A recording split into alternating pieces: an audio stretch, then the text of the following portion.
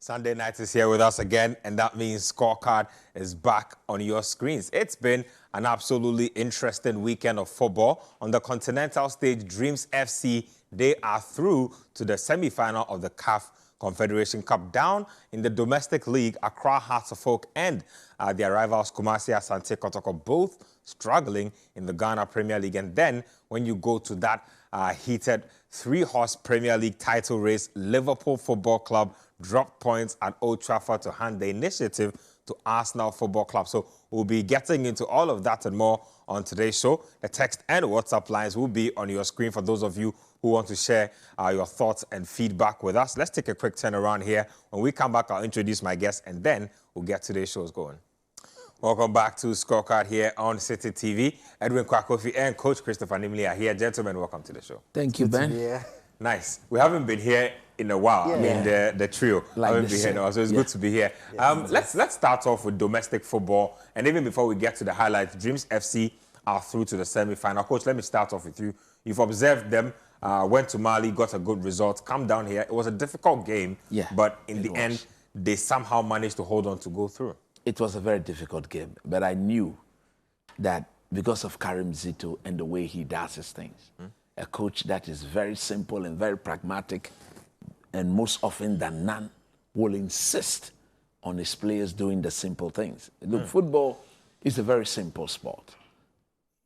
Players at times tend to complicate it by doing unnecessary things. So if the coaches are awake to whatever is being done, and they are there to constantly guide the players to play it simple, most often than none, the result is positive. Dreams FC knew that they didn't have to go out there and win the game. All they needed to do was to respect the fact that they had an advantage going into the second leg.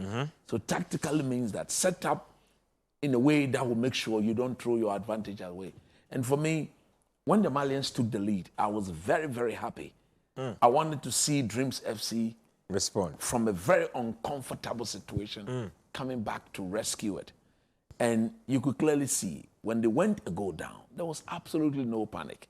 What Karim Zito, more or less, I believe, might have reminded every player about is the fact that in preparing, I was very sure, or I'm very sure, they envisage such a thing happening. Because when you are a coach and you're preparing your team, you should get them to understand the various situations that could pop up during the game. We are a man down or we are a goal down because it's a knockout competition. So you need to make sure that you prepare them psychologically and tactically for that.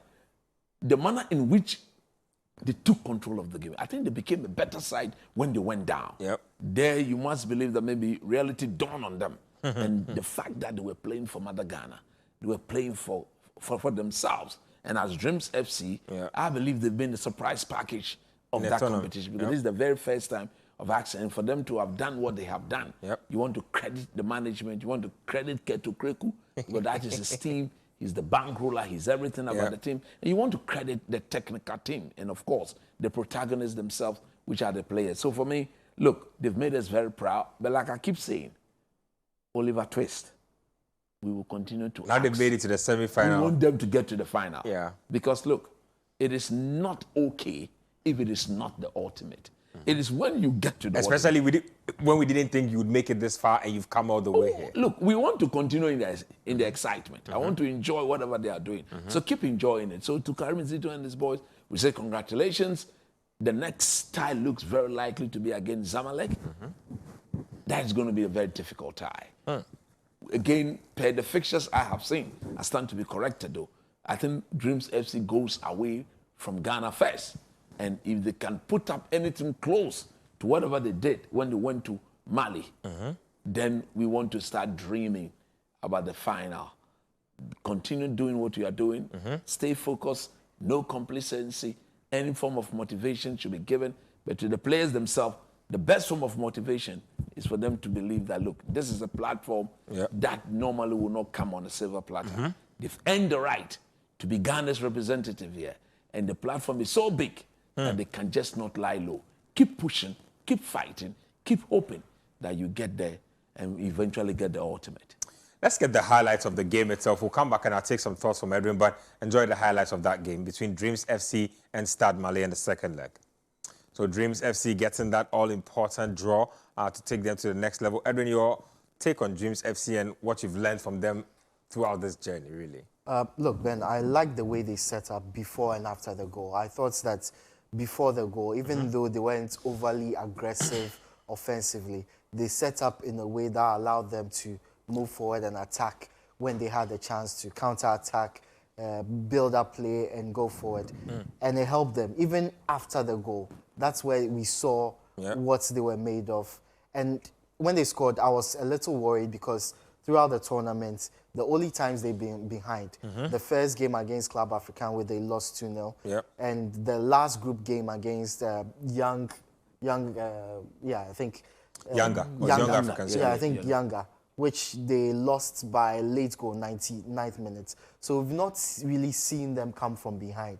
So it was good to see that they have that character in them. They have the resilience to be able to come from behind, come from an uncomfortable position and win the game. But I was not too concerned because of their home form.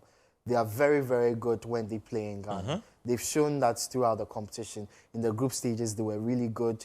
Quarter-final now, they've shown again why we should be crediting Karim Zito and the rest of the players for what they've done throughout the competition. But again, as coach said, now that they've reached this stage of the competition, we expect a lot more from them. Next round, semi-final, is going to be very difficult. They need to keep up this home form. In this quarter-final, 90% or 80% of the job was done in Mali. Getting a 2-1 win was huge. So, but coming back here, they needn't have been complacent, and they weren't. They played the game as they know how to. They were aggressive when they needed to be. They stood back and allowed the Malians to get back into it when they needed to. And they attacked after they went 1-0 down to ensure that the advantage was not destroyed at the Barbara Stadium. But another thing I need to point out, the attendance at the Barbara Stadium. It wasn't very impressive. The numbers were not something that you'd be too happy about if you were Dreams FC. I think going forward, now that we are in the semi-final, bigger stage, bigger I think opponents. they need to do I don't know. I feel like they were affected by going away first, and so coming home, like it's like look. I think there has to be a conscious effort, plan by the management of Dreams FC to get the people to come out and watch them. Dreams FC naturally is not the traditional team of Kumasi. Exactly. And that's a big barrier. Of course, it's a big barrier. If you want to break, and we all know a little bit of history with the way Kotoko has gone. So there must be that humility from the people at Dreams to maybe say sorry if there is the need to say so, and let's think Ghana. Because it's about God, country, and family.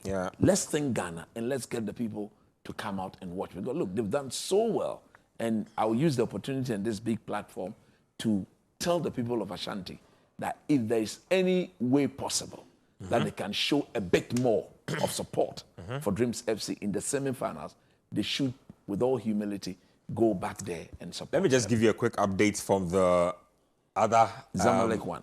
Zamalek are losing by a goal to nil. I think to Future FC. Now, Future FC are from Egypt. Yes, so and they won the first. They won the first like 2-1. Zamalek won the first with like 2-1. So it's 2-2 as things stand now, and there's a lot of football still to be played. So a lot to look out for. I'll be giving you updates on that game as we go along. But let's move it on and let's do some Ghana Premier League action. Let's do both Asante Kotoko and Accra Hearts of Oak. Asante Kotoko were up against Betim.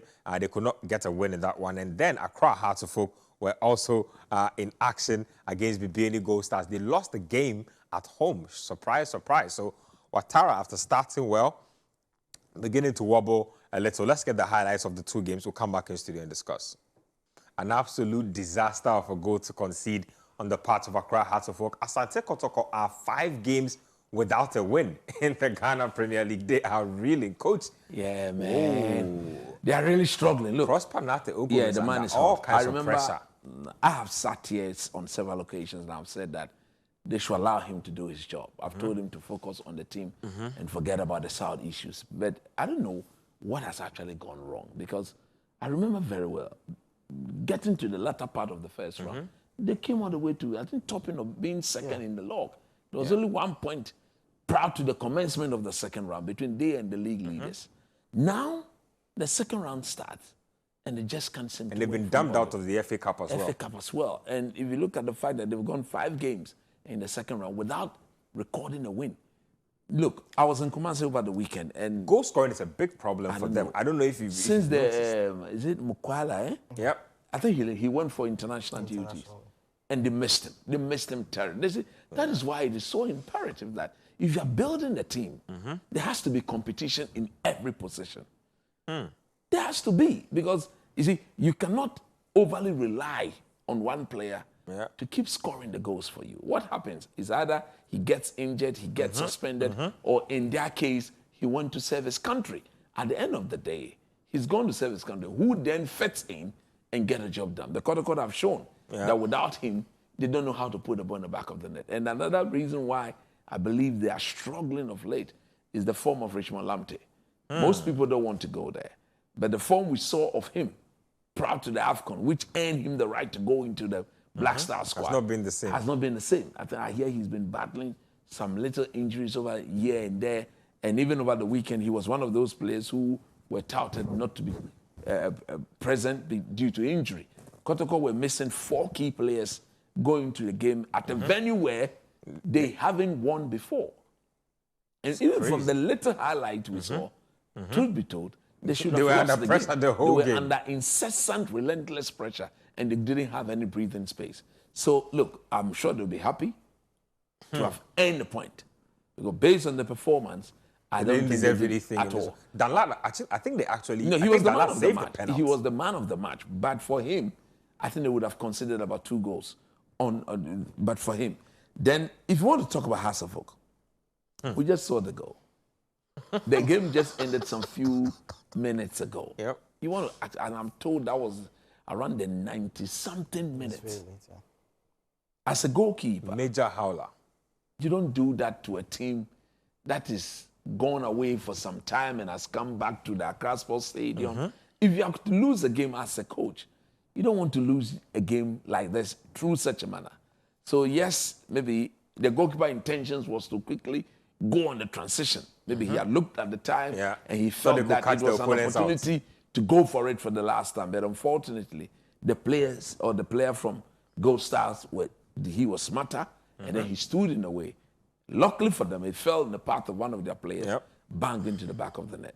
This is why this league will have to improve in terms of quality, technically, and then what? The awareness of the players. If the goalkeeper was aware of the situation, it doesn't mean by once you get hold of it, Quickly let it go. you need to survey and then do the right thing. But look, it was, for the part of the Hasselhoff coach, I think he'll be very disappointed. This was his first game at the Accra Sports Stadium. He has done so well until last week where he tasted his first defeat. And for him to have received back-to-back defeats, I don't think it was something he'll least expect. But look, truth be told, keep working hard and then it will come. Again, the formation of the new board, my only advice to them, that you have to move away from the way things has been done in the past. Don't recruit players for any coach. Mr. Ouattara has come. From the way things are looking, it's very likely he will stay on for next season, hopefully, and beyond. You should bring them some Allow Ivorian players. him to recommend and allow him to go and pick players. As of who behave as if they don't have a scouting team, where Elijah can be. Do they have a scouting team? That's what I'm saying. They behave as if they don't have They one. don't have a scouting So they don't team. have. So They don't have Elijah Kambi, Odote, and they were the ones buying the players, Opari and Co. That has to stop. Hasselhoff is too huge an entity to be going through such kindergarten way of doing things. Edwin? Look, Ouattara might have started well at Hearts of Oak, but still, it's 1 win in 5 for him. There you In go. the league. It's 1 win in 5. And eventually, the people are going to start talking. The fans are going to start murmuring. The pressure is going to start coming from the media, from pundits, from the fans themselves. And we know how it eventually turns out for Hearts of Oak when these things start. Chains and padlocks. And it's the same for Kumasi Asante Kotoko. As he said, winless in 5 games. already we are hearing talk about whether... I heard talk last week that exactly. he had 3 or 4 games to save his job. We almost thought that, look, there was even talk that he was going to be fired. And then they issued a statement saying that he had not been, they were denying reports that he had been fired. Look, it means that there was actual concrete conversations. If Kotoko come out to deny that you have not been fired, it means that the firing is in the pipeline. Of course, if you don't win the games, they'll fire you.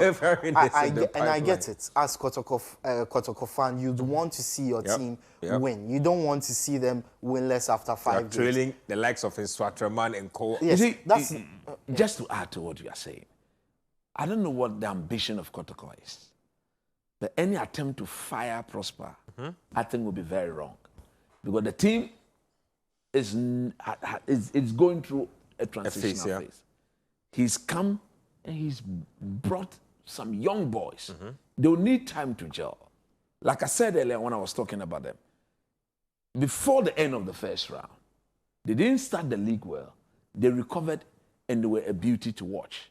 I think they were second. They were second. Per the comment. And then they all of a sudden dropped off. All of a sudden, they've started the second round and they haven't won a game. These are characteristic of young players not having a sustained, consistent performance. Very undulating, because that is what is part of them.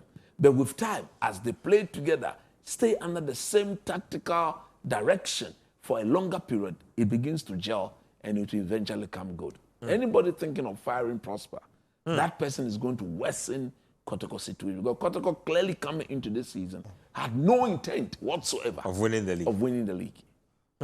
Shouts to Samatex and Nations FC as well. They've been superb, gone under the radar, but now they are top 2 in the Premier League. I think they are 5 points clear of the other team. And there's 1 point separating the two of them. Exactly. And it seems to be a straight fight between those two. And they've done so well to get to that point. And I'm happy for Samatex particularly because they are one of the clubs in this country that actually do their things very well. Pay players really well. They have a clubhouse. They have a training ground. They have their own stadium. Yes, that's where Edmwaka is. Yeah. Of course, he's a renowned sports administrator. So once you have people like that in the fold of Samatex, you expect them to do things. They're doing absolutely brilliant. There. Just thoughts on Hearts of Oak before we take our first break. Look, that goal was awful. And as coach said, you don't want to concede that as a coach. But they've shown signs already this season, or at least in the second round, that they can improve. The goal scoring is slowly coming back. The actual play on the pitch is improving. It's getting quite impressive.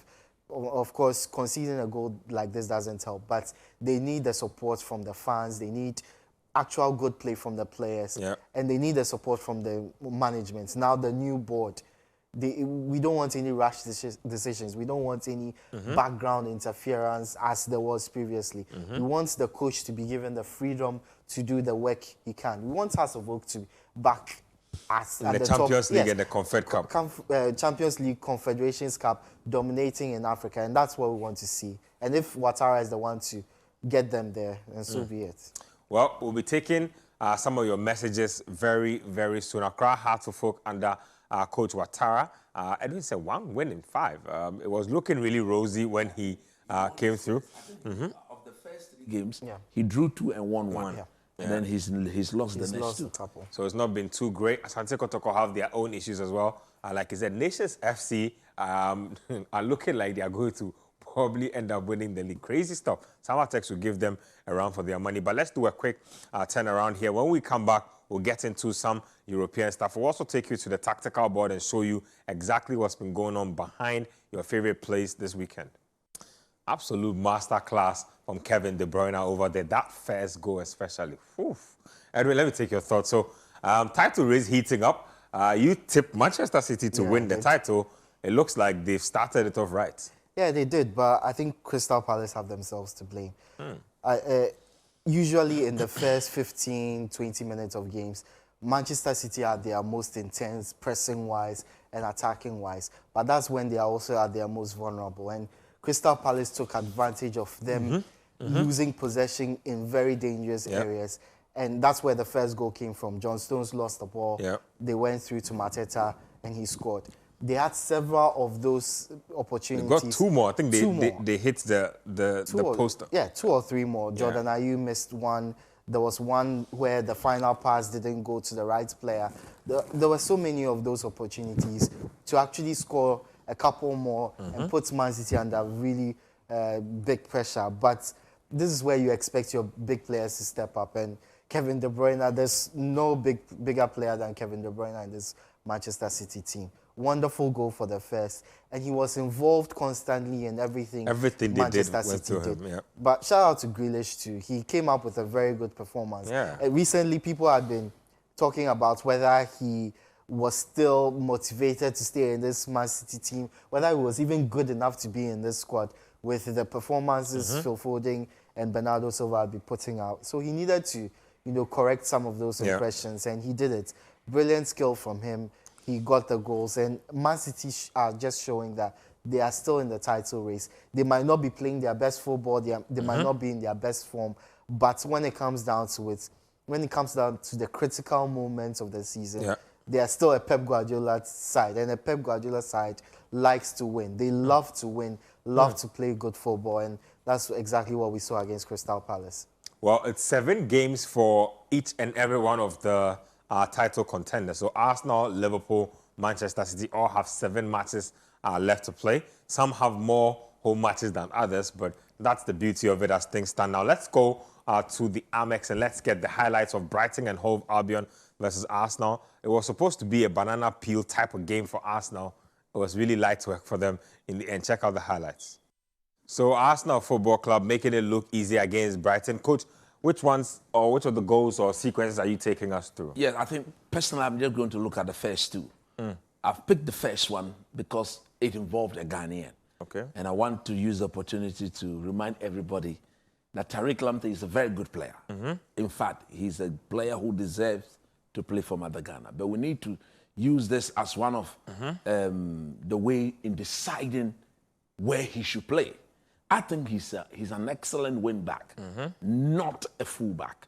Because in a 1v1 situation, Tariq seems most often than none to be very rash. Now, let me pull this back a little bit. I want to highlight the gap between, now here. Look at the distance between him and Gabriel Jesus.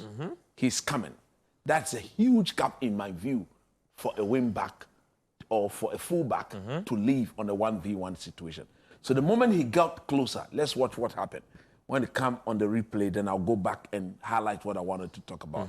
There was a huge gap between the two of them. Now, in trying to close him down, you need not rush to make the tackle. Yeah. What you should be thinking about doing is to get to him and check. And once you check, you showed him onto his unfavorable foot, which is the bar line. Get Gabriel Jesus to go to the bar line. He will personally want to come onto his favorite foot to pick the pass or to go diagonal. And Tariq's tackle was so unnecessary because if he had delayed Gabriel Jesus a bit, I think he would have gotten the necessary support from his teammates and they would have dealt with the situation. So the reason why I picked this goal was to point out the deficiency in using Tariq as a fullback. He's better off when he's getting to his opponent and he's running at them and he's on the ascendancy. So this is why I picked this game, this particular goal. So let's go again to the goal I think highlights how important Kai Havertz has made himself in this Arsenal setup. You look at his movement. This goal is all about the movement of Kai Havertz.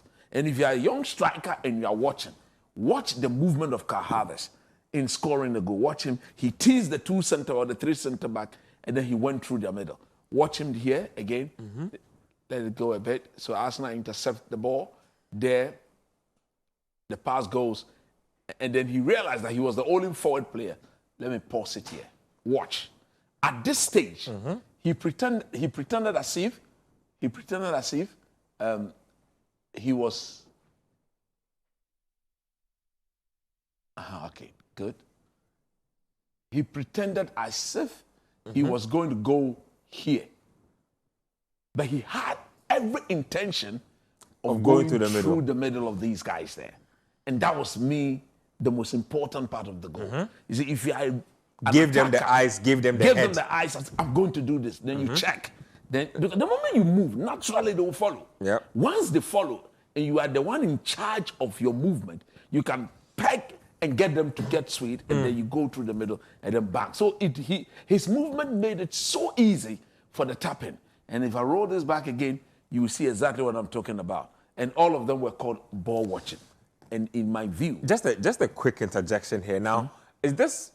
I feel like there's a bit of a defensive breakdown for Brighton, because when Havertz is going through the middle, I mean, I hope you could take it back again so you could see it from when the sequence begins to develop.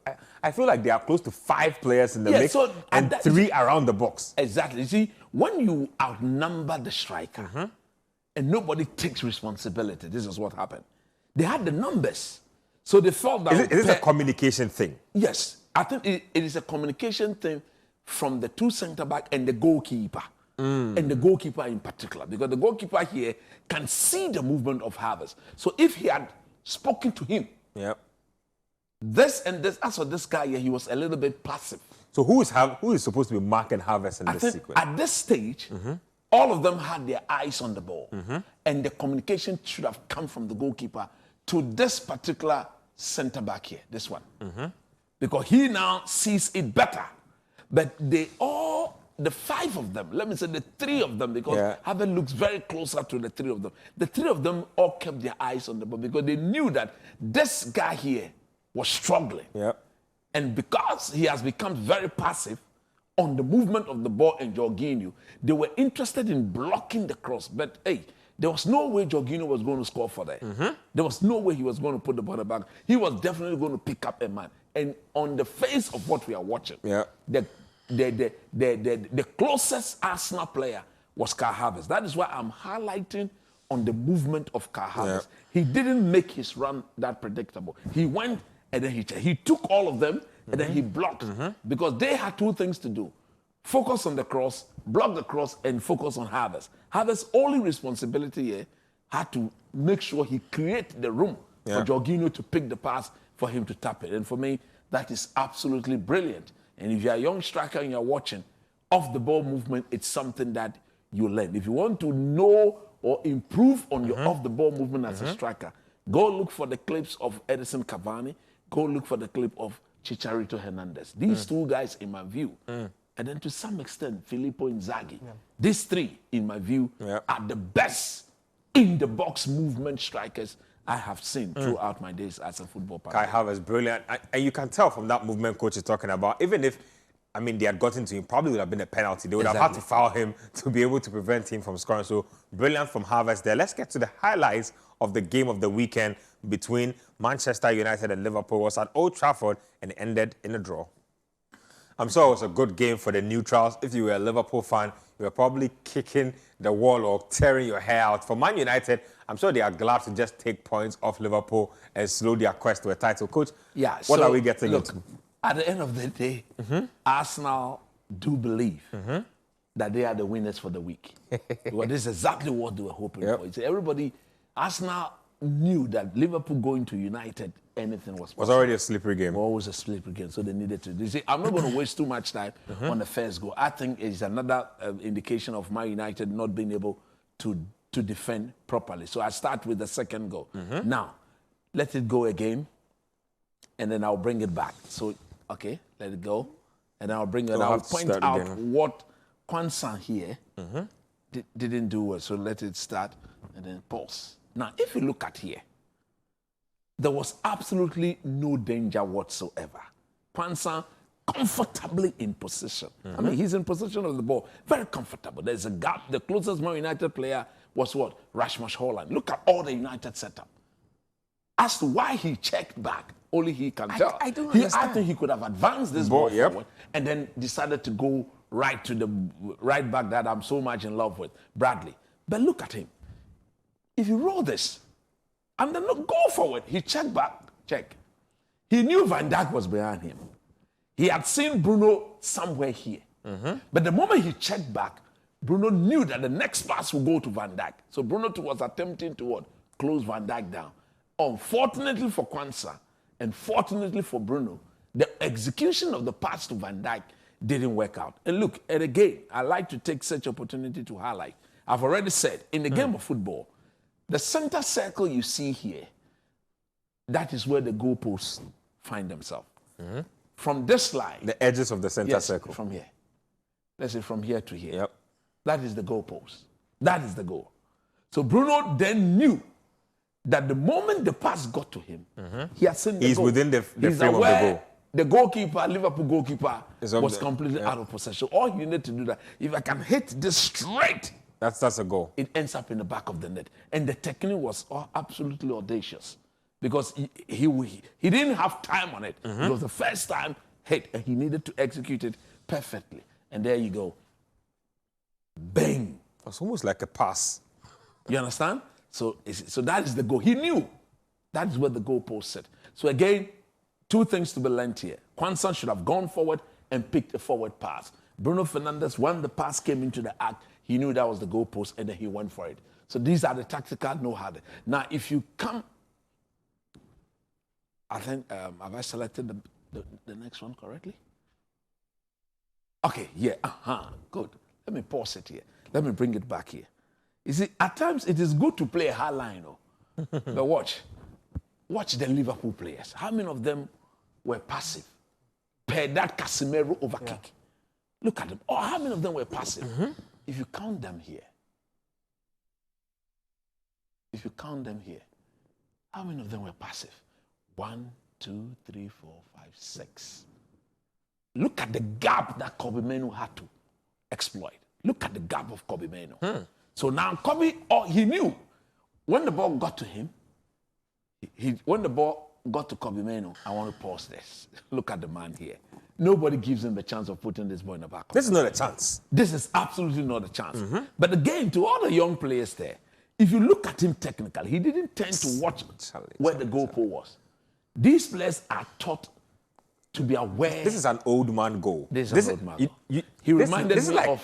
This is like a 30-year-old striker's goal. You don't expect this from a 18, 19 The control year with his left. And he turned on the control. Yes, you see, the control was to create the space for the right foot to... Kobe Mainoo is such a good player. Look, he's a class.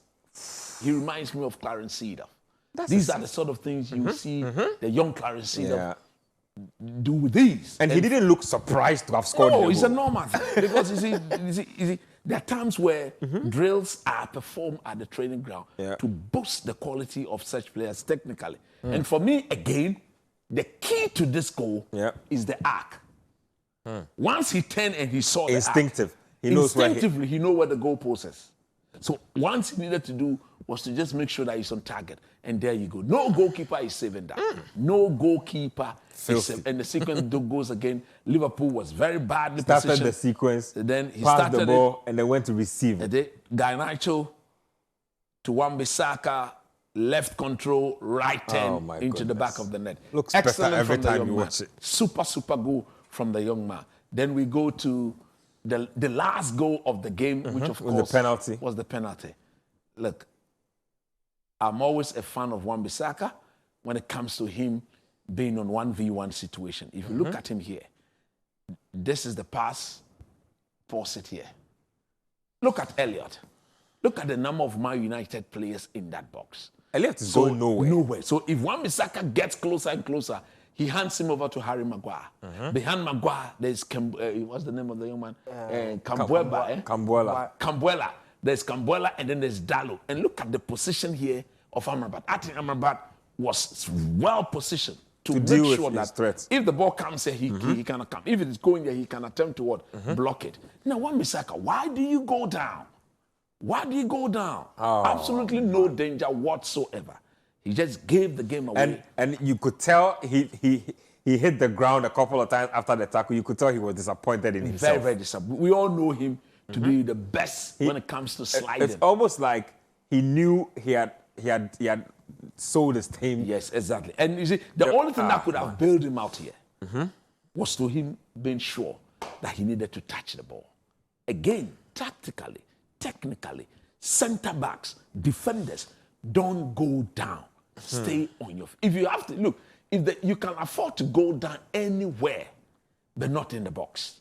Because if you were to go down in the box like in this situation... Because when I first saw this, I thought this was a soft penalty, Yes, to be but honest. I thought there was very minimal contact. We were talking about it before we came on. I thought it was set, a soft and penalty. And I said, no, it was a penalty because he didn't touch any part of the ball. And the fact that he more or less impeded the movement of Elliot, and Elliot's right foot went in between his legs, that obviously confirmed it as a penalty. So look, Arsenal, the week belongs to them. Now, the very things I said last week, or the last time I was here, or even on Sports Panorama, that Liverpool had their destiny in their hands. Now, I'm going to reframe that statement. Arsenal have their destiny. Arsenal have the destiny. So it is theirs to lose. But hey, there are still interesting games. A lot of football to be played. Lots of football to be played. Arsenal will come to Old Trafford. I have the funny Arsenal have feeling. Spurs to play as well at the Tottenham Stadium. I have that funny feeling that Manchester United will prefer Arsenal to win it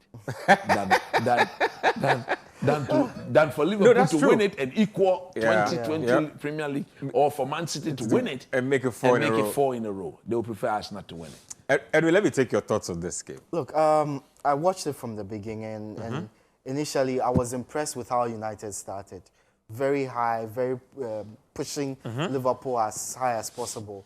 But then I was wondering, how long were they going to maintain that intensity? Not for long, I thought. Casemiro would tire very easily. Kobe Mainoo had a lot of work to do. Would the Rashford and Garnacho help out? And after those first 10, 15 minutes, Liverpool took over because they had the more stable midfield, a midfield that could handle that pressure, that intensity. And eventually they took over. But the goal didn't come from any of that situation. It came from a problem that United have been having all season, which is set pieces. They've conceded the most shots from set pieces. That means that anytime a team goes on the attack from a free kick, from a corner kick, anytime they put the ball into the box, they eventually almost always get a shot on goal. And it's been going on for quite a while in the Premier League. We saw it against Chelsea in midweek where Cole Palmer scored from. We saw it again in this game several times, not just from the goal Diaz scored. And it was just embarrassing for United in that first half. In the second half, I thought they improved very well because primarily of the goal they scored. The moment they scored the goal, just switched up the momentum. The fans got into the game. The players also feeding off the fans' energy. They also got into it. But Jurgen Klopp will be very upset that Liverpool did not take it. Oh, he was upset. He was in upset that first half. game. You could tell in the first half he was upset. Because they had several chances 15 shots to kill off this game. Mo Salah missed a couple of chances. Luis Diaz missed one really bad one at the end and a couple of good ones. Nunez also missed one. Liverpool had this game in the bag. Yeah, and first half could have ended 5-0. Look, if they don't win the title, they will look back at this game and say, how did we not win this game? And this is the thing I've been saying about the people who make it look like Liverpool lost the league by 1 point twice and it was a great achievement. All those times, the league was Liverpool's to lose. And they had games where they could have wrapped it up. They could have faltered. And they faltered. And they are doing it again. And so because look, they were just as quick one. They were playing against a very young Manchester United team. This Man United team, if you take out Casemiro and then you take out Harry Maguire, the next oldest player I think was Rashford, 26 years. Apart from Rashford, Fernandes maybe. Bruno Fernandes, close to 30. But there was what? Anthony, Mainoo, Højlund, and then the young defender, Kumbala. So relatively a young team that don't have the experience of an established Man United. So if there was any time Liverpool wanted to play United at Old Trafford, this would have been it.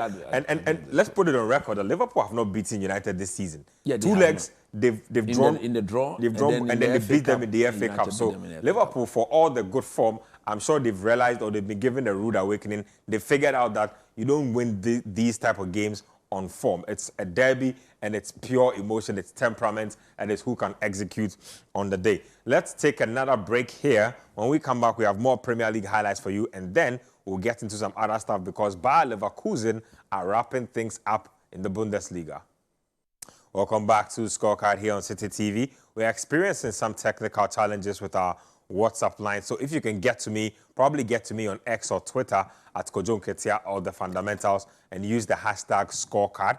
I will read out your tweet. So do send me a post over there and I'll get to that. Let's get to back-to-back highlights now because we're in that zone. Chelsea Football Club were in action. They find a way to give their fans more misery every weekend. This time they were conceding a late goal to Sheffield United. We'll get the Chelsea highlights and then we'll get another game between Tottenham Hotspur and Nottingham Forest. So back-to-back highlights coming up.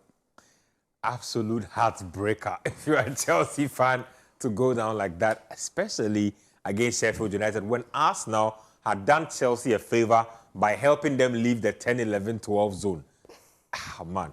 Edwin, I feel like the Chelsea job is the hardest job in football these days because the players give Poch hope one time, the next game. It always seems like one step forward, one step back for Chelsea. And it's not two steps back because they always go from 10 to 11 to 10 to 9. It's always one step. Oh, but the interesting thing is that I don't think Chelsea were terrible in this game. They dominated the game and Sheffield United just took advantage of the moments they had in the game, the moments where they put Chelsea under a little pressure. The first goal they scored, I think Cucurella did not cover himself in glory there. He allowed the pass to get through too easily. He wasn't aware of the player running beyond him. And then Petrovic as well, to be beating like that at your near post, very unacceptable. But Chelsea got back into it. And for all the work that he does, for all the goals that he scores and the assists, I don't think Cole Palmer had his best game today. I thought he was actually very poor. His passes were terrible. He couldn't run beyond anyone. But he still managed to get the assist for today's goal. Noni Madueke, which we expect of him. But we didn't get much of him because Chelsea did not play an actual right-back who would run beyond them and provide an option. It was Disasi at right-back, Thiago Silva and Trevor Chalobah. It turned into a back three when Chelsea were attacking to allow Noni Madueke and Cole Palmer to wreak havoc down the right-hand side. But the problem is Cole Palmer always drifts inside, drifts into that number 10 role, leaving Madueke isolated to take on his man. Usually he's good at that. But when he's doubled up, obviously he'll need some support from a fullback to provide some options and take at least one defender away. That didn't happen. So we didn't see the best from him down that right-hand side until the second half when he got that one opportunity and scored from. I thought the goal they scored, the equalizing goal, that was terrible defending. I don't know what happened there. It's like everybody was like, whose guy is this? Whose guy is this? There were 3 or 4 opportunities to clear the ball. Yeah, you need to deal because you know that is what they will do. They don't have what it takes to work the ball. Maybe that first goal was one football out of a million times where Sheffield United will actually build and score. Most of their goals is route one football. So the Chelsea team, I was listening to Nemanja Vidic after the game, and he was like, look, this is where you defend with your lives. This is where you defend with all your bodies. And he felt that the Chelsea defending on that second goal was very childish. You could go, if there was a sequence where Mudryk, instead of just put him a challenge, he was rather dodging the challenge. And that was what resulted in the knockdown and then ended up in the back of the net. So look, it is becoming more like a DNA problem. You can't be expected to be scoring 3 goals, 4 goals week in, week out to win football. It's too much to ask for. It's too much to ask for, and that cannot be the norm. So in the case of Chelsea, look, this season is already gone. Going into next season, they need to do some smart signing. I still do believe they will need to get a proper number 9 because, look, we're watching the game. There was a moment where Nicholas Jackson picked up the ball, heading towards goal, would not raise his head to see whether there were options. He had 3 options. He just kept his head down until he gave the ball to the Sheffield. You remember that sequence? And I was like, look, don't do that. Edwin was like, this is a goal. I said, no, it is. Can't you see the one who has the ball? He will go and give it. He went there, he gave it away. On the part of Spurs, look, I think they knew what they had to do. Villa had drawn 3-3 yesterday. Oh, goodness. Against That was Brentford. such a bad result. Yes, of course. They went 2-0 up. 2-0 up, dominating the game, and then They threw it Brentford away. just changed from one level to the next level. Yeah. And In the space of like 15, 20 minutes, they had thrown the lead away. away, and Villa couldn't live with them. So Spurs knew they had to win. If they win, they go forth. Or, if they win, they go forth. And that was exactly what they did. And I think under this manager, the intensity of their game is the reason why they are where they are. The Spurs' intensity and Postecoglou has been absolutely brilliant. And for the likes of Song, Kulusevski, Johnson, and everybody, it's like every player is ready. Everybody's bought into Timo Werner, Yep. who They've- we all thought Yeah. had He looks left to be Chelsea. enjoying himself. Yes, they are all enjoying the party, and I think they will definitely end Champions League football. It's about the first 5.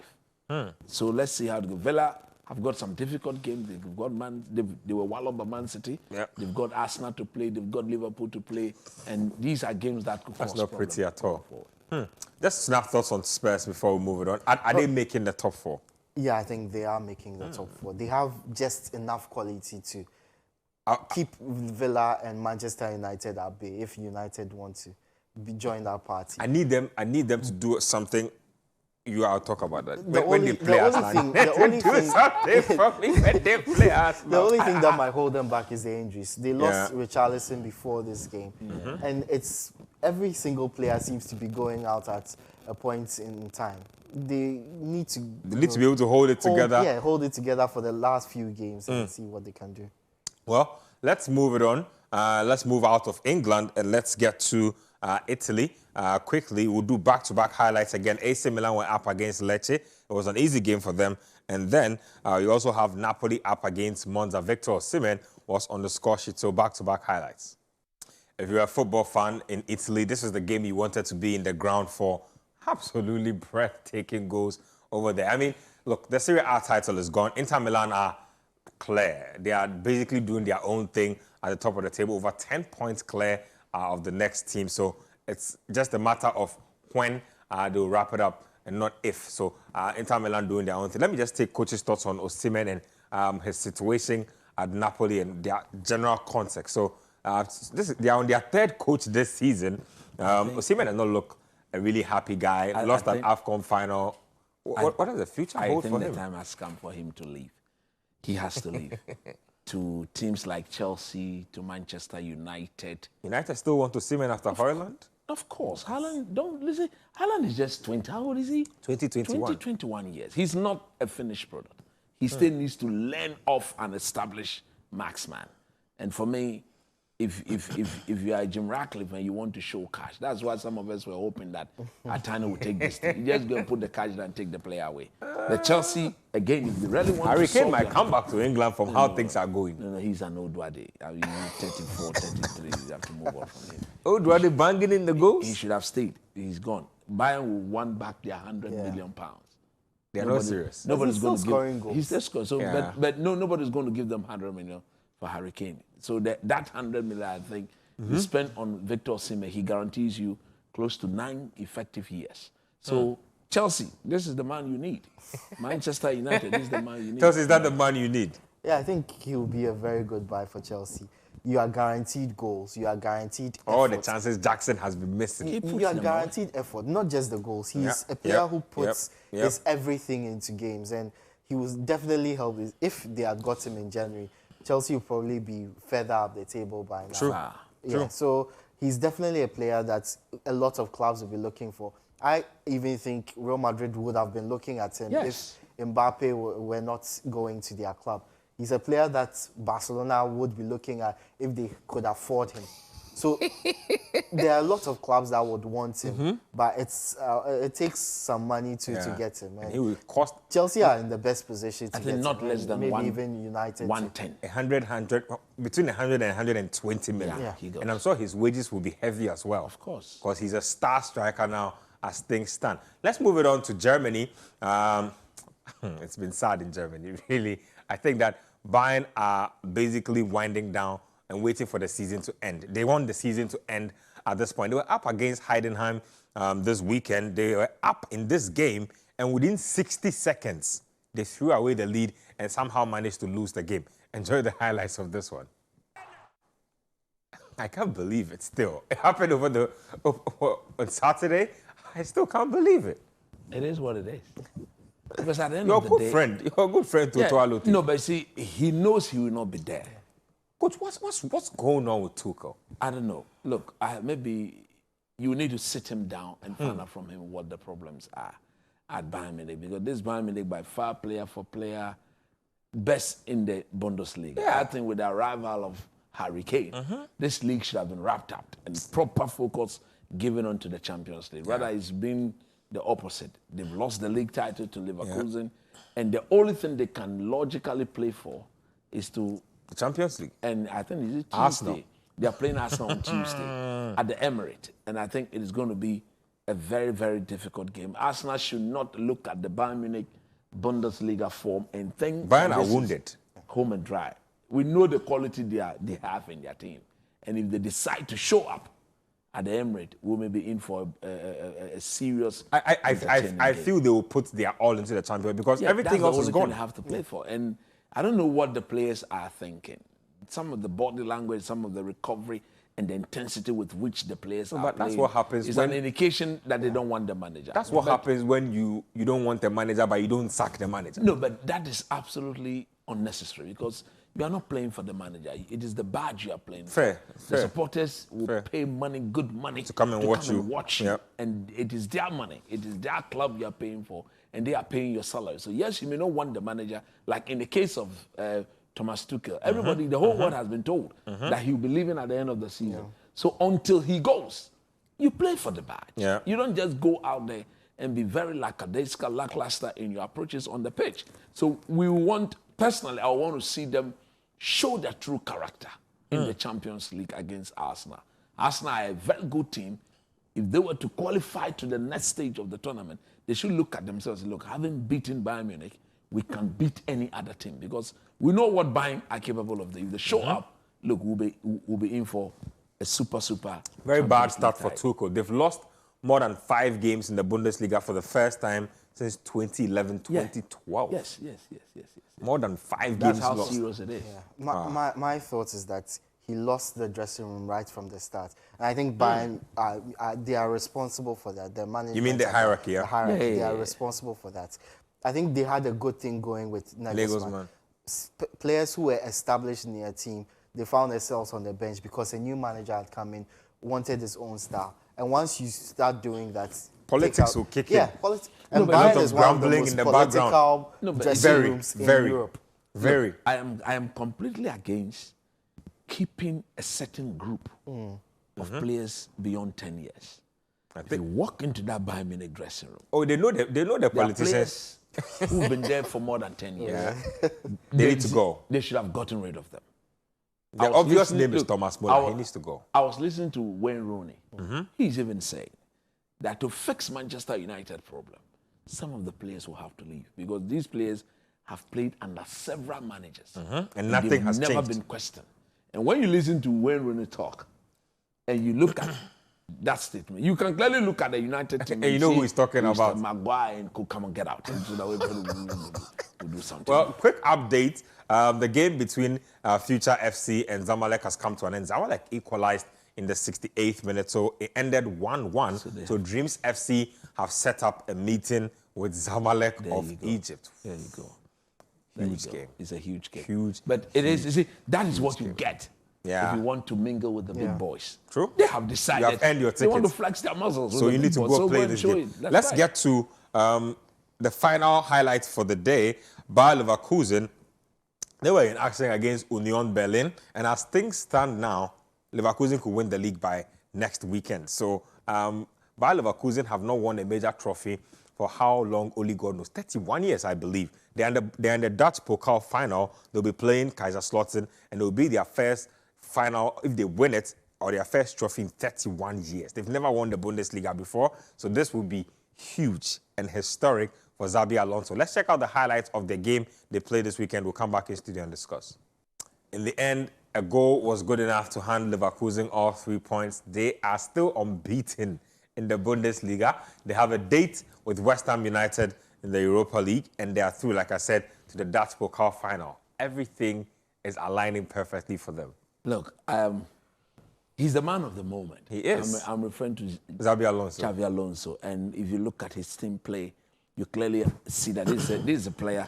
This is a manager who, during his playing days, had been coached by Mourinho, Rafa Benitez, Ancelotti. I saw a training drill they were doing where he was literally like passing the ball, showing but like the they were doing some pass. passing drills where he takes charge. The quality of his pass. Man. When he was a player, that was one of his. You can tell that he can easily play with his players, and I feel like, coach, you tell me this. I feel like players who have a special level of respect and reverence for you when you are still fit and can participate in the sessions with them. He won everything as a player. He won the Euros. He won the league. He won the Champions League. He won the World Cup.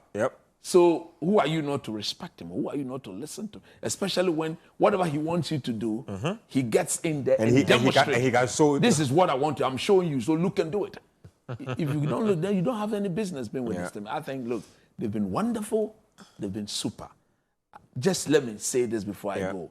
I want to wish somebody a happy birthday. I know we don't normally do that, but I want to wish Elizabeth Asamoah, a very beautiful, God-fearing lady, a happy birthday. It's from her mom, her dad, her siblings, myself, and of course from my cousin William Amo. We say happy birthday, Elizabeth Asamoah. I'll do a few shout-outs before we go, but let me take Edwin's thoughts on Leverkusen and Alonso before we go. Look, there are a lot of impressive things about Leverkusen. I think the most impressive is their resilience. I heard this week, and it made me laugh, that they could be 19-0 down, and they will still come back and win. No, they'll win 21-19. They'll add the extra goal just because. They'll add. That is. It happened last weekend. Yeah. In fact, I think as at the they were losing. As at like the 80-something minutes, they were down. And then within 3 minutes, they were 2-1 up. And that's so impressive. Man. To see them go from a side that barely made it into a European place to one that is about to win the league at a canter against Bayern Munich.